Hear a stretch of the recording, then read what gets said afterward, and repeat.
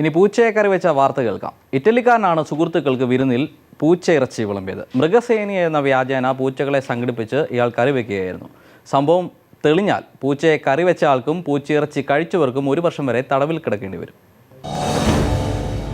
ഇറ്റലിയിലെ ലംബോറി പ്രവിശ്യയിലാണ് 53-കാരൻ പൂച്ചകളെ കറിവെച്ച് കൂട്ടുകാർക്ക് നൽകിയത്. മൃഗസ്നേഹിയാണെന്ന് തെറ്റിദ്ധരിപ്പിച്ച് പൂച്ച വളർത്തൽ സങ്കേതങ്ങളിൽ നിന്ന് ഇയാൾ പൂച്ചകളെ ദത്തെടുക്കുകയായിരുന്നു. വിവാഹിതനും 2 കുട്ടികളുടെ പിതാവുമായ ഇയാളെ പോലീസ് അറസ്റ്റ് ചെയ്തിട്ടുണ്ട്. എന്നാൽ പേരുവിവരങ്ങളും മറ്റും പുറത്തുവിട്ടിട്ടില്ല. വീട്ടിലെത്തിയ കൂട്ടുകാർ പൂച്ചയിറച്ചി ആവോളം കഴിച്ചു. എന്നാൽ തങ്ങൾ കഴിക്കുന്നത് പൂച്ചയിറച്ചിയാണോ എന്ന് കൂട്ടുകാർക്ക് അറിയാമായിരുന്നു എന്ന കാര്യം വ്യക്തമല്ല. സങ്കേതങ്ങളിൽ നിന്ന് ദത്തെടുത്ത പൂച്ചകളെ കൃത്യമായി പരിശോധനകൾക്ക് എത്തിക്കാഞ്ഞതിനെ തുടർന്ന് അധികൃതർക്ക് സംശയം തോന്നുകയായിരുന്നു. തുടർന്ന് ഇറ്റാലിയൻ ആനിമൽ വെൽഫെയർ ഓർഗനൈസേഷൻ അധികൃതർ ഇയാളുടെ വീട്ടിലെത്തി പരിശോധന നടത്തിയപ്പോഴാണ് സംഭവം പുറത്തുവന്നത്. കുറ്റം തെളിഞ്ഞാൽ 1 വർഷം വരെ ഇയാൾക്ക് തടവ് ശിക്ഷ ലഭിച്ചേക്കാം. പൂച്ചയിറച്ചി കഴിച്ച കൂട്ടുകാർക്കെതിരെയും കേസുണ്ട്. News desk. അടുത്ത റിപ്പോർട്ടിലേക്ക്. ചന്ദ്രശേഖരൻ വധക്കേസിലെ പ്രതികൾക്ക് വിയ്യൂർ ജയിലിൽ മർദ്ദനമേറ്റു. ജയിൽ വാർഡന്മാരുടെ നേതൃത്വത്തിലായിരുന്നു മർദ്ദനം. പരിക്ക് ഗുരുതരമായതിനെ തുടർന്ന് പ്രതികളെ ആശുപത്രിയിലേക്ക് മാറ്റി.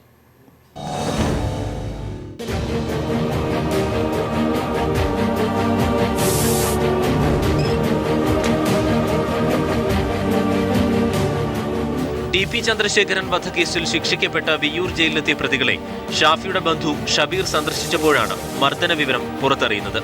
ഹെഡ് വാർഡനായ ഇരിങ്ങാലക്കുട സ്വദേശി ഗോപിയുടെ നേതൃത്വത്തിലായിരുന്നു മർദ്ദനം. രാത്രിയും രാവിലെയുമായാണ് പ്രതികളെ മർദ്ദിച്ചത് എന്നാണ് ആരോപണം. മർദ്ദനം സംബന്ധിച്ച് ഷാഫിയുടെ ബന്ധു മനുഷ്യാവകാശ കമ്മീഷന് പരാതി നൽകി. ഇവർ നൽകിയ വിവരത്തെ തുടർന്ന് പ്രതികളുടെ അഭിഭാഷകർ ജയിലിലെത്തി സന്ദർശനാനുമതി ചോദിച്ചു. തുടർന്ന് MLA-മാരായ KV അബ്ദുൽ ഖാദറും K രാധാകൃഷ്ണനും ജയിലിലെത്തി. ജയിലിലെ മനുഷ്യാവകാശ ലംഘനങ്ങളെക്കുറിച്ച് വിശദീകരണം ആവശ്യപ്പെട്ട MLA-മാർ പരുക്കേറ്റവരെ സന്ദർശിച്ചു. ക്രൂരമർദ്ദനം നടന്നതായി ഷാഫിയുടെ ബന്ധു ഷബീറും പറഞ്ഞു. നമ്മൾ സംസാരിച്ച കാര്യം എന്ന് വെച്ചാൽ ഈ 9 പേര് അവരെ മൃഗീയമായിട്ടാണ് അവർ അടിച്ചതെന്ന് വെച്ചാൽ ഒരാൾക്കു ഇതിന് നടക്കാനോ ഒന്ന് സംസാരിക്കാനോ കഴിയുന്നില്ല.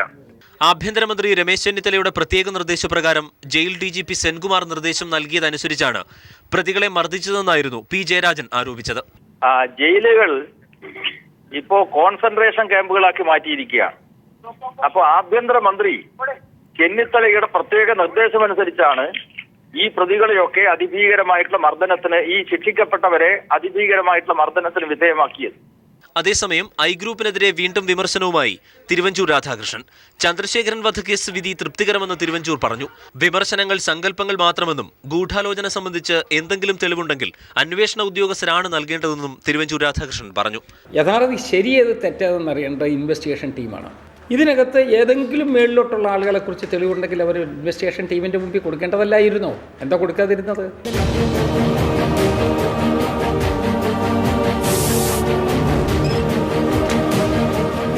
വിവിധ ബ്യൂറോകൾക്കൊപ്പം ന്യൂസ് ഡെസ്ക്.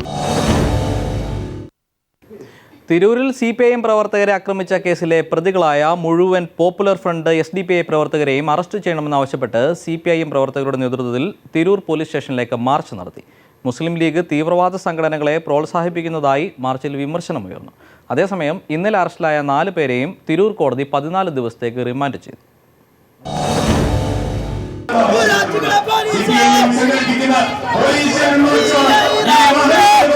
തിരൂർ പോലീസ് സ്റ്റേഷനിലേക്ക് നടന്ന ബഹുജന മാർച്ച് ബാരിക്കേഡ് ഉയർത്തി പോലീസ് തടഞ്ഞു.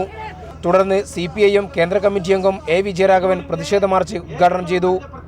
തീവ്രവാദികൾക്ക് എക്കാലത്തും പിന്തുണ നൽകിയവരാണ് മുസ്ലിം ലീഗെന്ന് വിജയരാഘവൻ പറഞ്ഞു. അക്രമികൾക്കെതിരെ ശക്തമായ നടപടി സ്വീകരിക്കാൻ പോലീസ് തയ്യാറാകണം.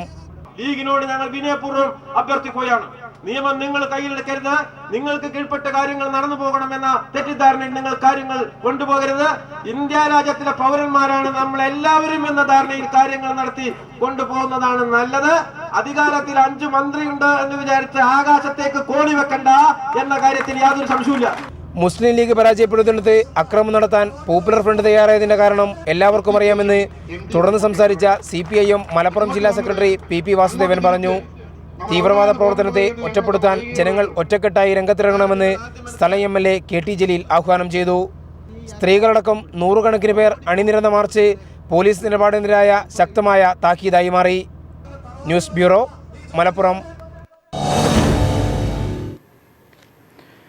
നിയമപാലകരുടെ ക്രൂരതയ്ക്കിരയായി കിണറ്റിൽ വീണു മരിച്ച യുവാവിന് നാടിന്റെ അന്ത്യാഞ്ജലി. പോലീസ് വിരട്ടിയോടിക്കുന്നതിനിടയിൽ കിണറ്റിൽ വീണു മരിച്ച നീലേശ്വരത്തെ KV ശശിധരന്റെ മൃതദേഹം വൻ ജനാവലിയുടെ സാന്നിധ്യത്തിലാണ് സംസ്കരിച്ചത്. വ്യാഴാഴ്ച വൈകിട്ടാണ് ചെറുപുറത്ത് പോലീസ് വിരട്ടിയോടിക്കുന്നതിനിടയിൽ ശശിധരനും സുഹൃത്ത് ഗണേശനും ആൾമറയില്ലാത്ത കിണറ്റിൽ വീണത്. ഇവർക്കൊപ്പമുണ്ടായിരുന്ന സുഹൃത്ത് സജിത്തിനെ പോലീസ് മർദ്ദിക്കുന്നത് കണ്ടാണ് ഇവർ ഓടിയത്. നേരത്തെ ദിനേശ് ബിഡി പ്രവർത്തിച്ചിരുന്ന കെട്ടിടത്തിലിരിക്കുമ്പോഴാണ് പോലീസ് എത്തിയത്. കിണറ്റിൽ യുവാക്കൾ വീണതറിഞ്ഞിട്ടും രക്ഷിക്കാൻ തയ്യാറാവാതെ നീലേശ്വരം SI മൈക്കിളിന്റെ നേതൃത്വത്തിൽ പോലീസ് സ്ഥലം വിട്ടു. ഫയർഫോഴ്സും നാട്ടുകാരും ചേർന്നാണ് ഇവരെ കിണറ്റിൽ നിന്നും പുറത്തെടുത്തത്.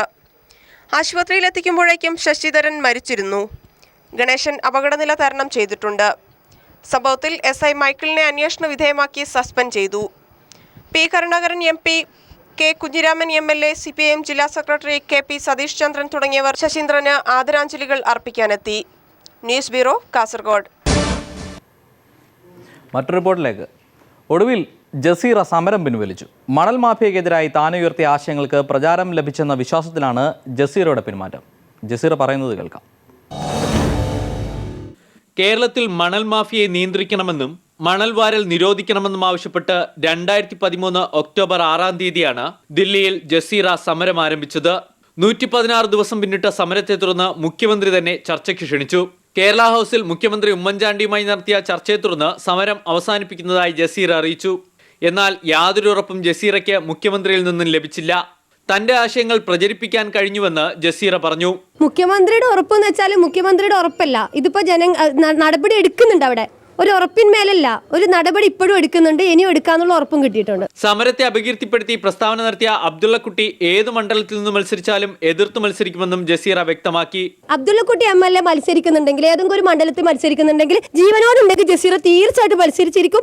പ്രഖ്യാപിച്ച പുരസ്കാരം കൊച്ചൌസേപ്പ് ചിറ്റലപ്പള്ളി പിൻവലിച്ചത് പരസ്യമായി പ്രഖ്യാപിക്കണം. അല്ലാത്ത പക്ഷം ചിറ്റലപ്പള്ളിയുടെ വസതിക്ക് മുന്നിൽ സമരമിരിക്കുമെന്നും ജസീറ പറഞ്ഞു. എനിക്ക് സമ്മാനം പ്രഖ്യാപിച്ച് അതുപോലെ വരണം, അതല്ലെങ്കിൽ എന്ത് ചെയ്യാൻ തരണം. അതിൽ രണ്ടിലൊന്ന് എന്തായാലും തീരുമാനിച്ച ഞാൻ സമരം ഇവിടെ തുടങ്ങും. മക്കളായ റിസ്വാന, ഷിഹാന, മുഹമ്മദ് എന്നിവരെയും കൊണ്ടാണ് ദില്ലിയിലെ കടുത്ത തണുപ്പ് അവഗണിച്ച് ജസീറ സമരം നടത്തിയത്. ദില്ലിയിലെ സമരവേദിയായ ജന്തർ മന്ദിറിൽ തന്റെ 3 മക്കളുമൊത്ത് നടത്തിവന്ന സമരമാണ് ജസീറ ഇവിടെ അവസാനിപ്പിക്കുന്നത്.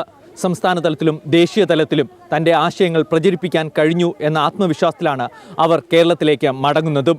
ദില്ലിയിൽ നിന്നും ക്യാമറാമാൻ വിനോദ് ജിക്കൊപ്പം S സന്തോഷ്. പിൻവാതിൽ നിയമനത്തെ പറ്റിയുള്ള വാർത്തയാണ് ഇനി. പരിസ്ഥിതി കാലാവസ്ഥാ വ്യതിയാന വകുപ്പിലെ അനധികൃത താൽക്കാലിക നിയമന നീക്കമാണ് മന്ത്രി ഇടപെട്ട് തടഞ്ഞത്. നിയമനങ്ങൾ സുതാര്യമായി നടത്താൻ മന്ത്രി തിരുവഞ്ചൂർ രാധാകൃഷ്ണന്റെ നിർദ്ദേശവും വന്നു. തസ്തിക വ്യക്തമാക്കാതെയുള്ള നിയമന നീക്കം പുറത്തുവിട്ടത് പീപ്പിൾ TV ആണ്. വലിയ അഴിമതിക്ക് കളമൊരുക്കി സംസ്ഥാന പരിസ്ഥിതി കാലാവസ്ഥാ വ്യതിയാന വകുപ്പിൽ നടന്ന അനധികൃത താൽക്കാലിക നിയമന നീക്കമാണ് പീപ്പിൾ വാർത്തയെ തുടർന്ന് മന്ത്രി തിരുവഞ്ചൂർ രാധാകൃഷ്ണൻ തടഞ്ഞത്. തസ്തിക വ്യക്തമാക്കാതെ ജനുവരി 17 പുറത്തിറക്കിയ വിജ്ഞാപന പ്രകാരമുള്ള ഉദ്യോഗാർത്ഥികളുടെ അഭിമുഖം ഇന്ന് നടക്കാനിരുന്നതാണ്. ഇതാണ് മന്ത്രി ഇടപെട്ട് തടഞ്ഞത്. നിയമനം നിയമപരമായി സുതാര്യതയോടെ നടത്തിയാൽ മതിയെന്ന നിർദ്ദേശമാണ് മന്ത്രി വകുപ്പ് ഡയറക്ടർ ശ്രീകണ്ഠൻ നായർക്ക് നൽകിയത്. എംപ്ലോയ്മെന്റ് എക്സ്ചേഞ്ച് വഴി നടത്തേണ്ട നിയമനമാണ് ചട്ടവിരുദ്ധമായി ഡയറക്ടറുടെ നേതൃത്വത്തിൽ നടത്താൻ നീക്കം നടന്നത്.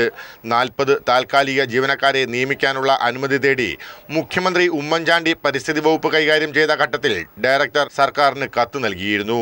ഈ കത്തിന്റെ അടിസ്ഥാനത്തിലാണ് നിയമന നീക്കം നടത്തിയത്. ഡയറക്ടർ സർക്കാരിന് അയച്ച കത്തിന്റെ പകർപ്പും കൈരളി പീപ്പിൾ പുറത്തുവിട്ടിരുന്നു. പരിസ്ഥിതി വ്യതിയാന വകുപ്പിൽ നേരത്തെ അനധികൃതമായി 16 പേരെ താൽക്കാലിക ജീവനക്കാരായി നിയമിച്ച നടപടി വിവാദമായതിനെ തുടർന്ന് നിയമിച്ചവരെ പിരിച്ചുവിട്ടിരുന്നു. ഇതിൽ 4 പേരെ പിന്നീട് ചട്ടവിരുദ്ധമായി ഡയറക്ടർ നിയമിക്കുകയും ചെയ്തിട്ടുണ്ട്.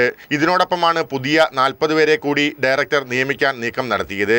എന്നാൽ തസ്തിക വ്യക്തമാക്കി പുതിയ വിജ്ഞാപനത്തിലൂടെ നിയമനം നടത്താനാണ് അഭിമുഖം മാറ്റിയതെന്നാണ് അധികൃതരുടെ വാദം. അതേസമയം എംപ്ലോയ്മെന്റ് എക്സ്ചേഞ്ചിനെ ഒഴിവാക്കിയുള്ള നിയമന നീക്കം ചട്ടവിരുദ്ധമായിരിക്കുമെന്നാണ് നിയമവൃത്തങ്ങൾ സൂചിപ്പിക്കുന്നത്.